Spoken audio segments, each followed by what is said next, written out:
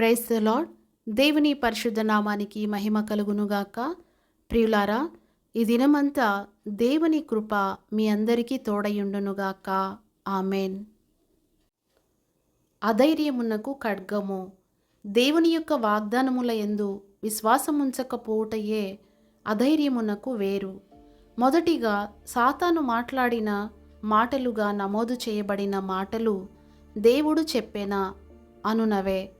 స్త్రీ దేవుని యొక్క మాటను సందేహించవలెనను ఉద్దేశముతో వాడు అడిగిన ప్రశ్నయే అది. ఈ విధముగా వ్రాయబడి ఉన్నది, ఈ విధముగా వ్రాయబడి ఉన్నది, ఈ విధముగా వ్రాయబడి ఉన్నది అని యేసు ప్రభువు తనను శోధించుటకు వచ్చిన సాతానుకు విరోధముగా దేవుని మాటలను తీసుకొని ఉపయోగించెను. దేవుని వాక్యము వచ్చిన తోడనే అధైర్యపరచునట్టి సాతాను ఖచ్చితముగా పారిపోవలసినదే. దేవుని వాక్యము సజీవమై బలము గలదై రెండంచులు గల ఎటువంటి ఖడ్గము కంటెను వాడిగలది. అది మనకు ఆయన జీవమును నూతన జీవమును అనుగ్రహించును. విశ్వమంతయు ఆయన వాక్కు చేత సృష్టింపబడెను. ఆయన వాక్కు ద్వారానే అది నిర్వహింపబడుచున్నది. గనుక దేవుని వాక్యమును ఆత్మ ఖడ్గమును తీసుకొనుడి. నీవు అధైర్యమను వ్యవస్థలో జీవించనక్కరలేదు. ఒక పర్యాయము దావీదు అయోమయములో పడెను. అతడెక్కడెక్కడికి వెళ్ళవలెనో తెలియక ఏమి చేయవలెనో తోచకయుండెను. అతడు నేను యెహోవా దయను పొందుదునన్న నమ్మకము నాకు లేని ఎడల నేను సొమ్మసిల్లిపోయేవాడను. 27వ కీర్తన 13వ వచనము ఆంగ్ల తర్జుమాలో అని పలికెను. నిజముగా అతడు ప్రభు యొక్క దయను చూడలేకపోయెను గాని అతడు నమ్మకము కలిగి ఉండెను. మరియు దేవుడు అతని యొక్క విశ్వాసమును ఘనపరచెను. ఆయన అతని యుద్ధములన్నిటినీ జరిపించి అతని సమస్యలన్నిటినీ పరిష్కరించిరి. మనము మన సహజమైన నేత్రములతో ఏది చూడలేమో దానిని మన ఆత్మీయ నేత్రములతో చూచి విశ్వాసముతో దేవుని స్తుతించి దేవుని మహిమపరచవలెను. సమాప్తమైనది అని కల్వరి శిలువ నుండి గొప్ప విజయభేరి మ్రోగుచున్నది. అది సమాప్తమైనదని నీవు నమ్ముచున్నావా? ఇది వరకు ప్రభువు మనకు మన శోధనలపైనను సమస్యలపైనను విజయమిచ్చి ఉన్నారు. దేవుడు మన పక్షమున నుండగా మనకు విరోధి ఎవడు?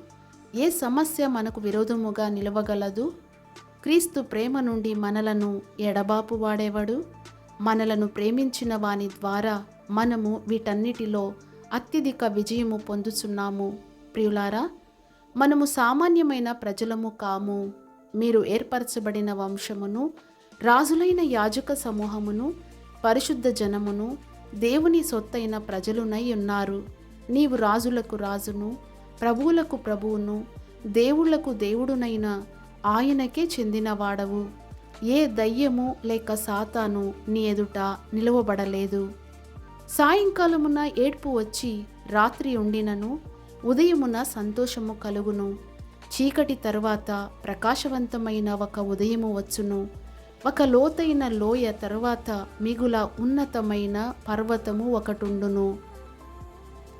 దేవుని వాక్యమునందు నమ్మికయుంచుడి. దేవుడు మీకు మారాను మధురముగా మార్చుదురు. ఆయన చీకటిని వెలుగుగా మార్చుదురు.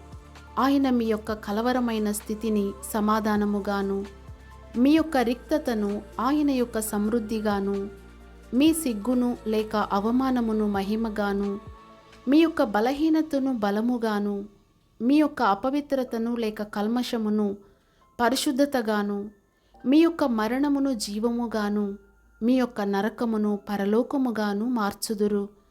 ఆయన వాక్యమే దానిని చేయును. అందు నిమిత్తమే ఆయన వాక్యము ధైర్యపరచు వాక్యము అని చెప్పబడుచున్నది.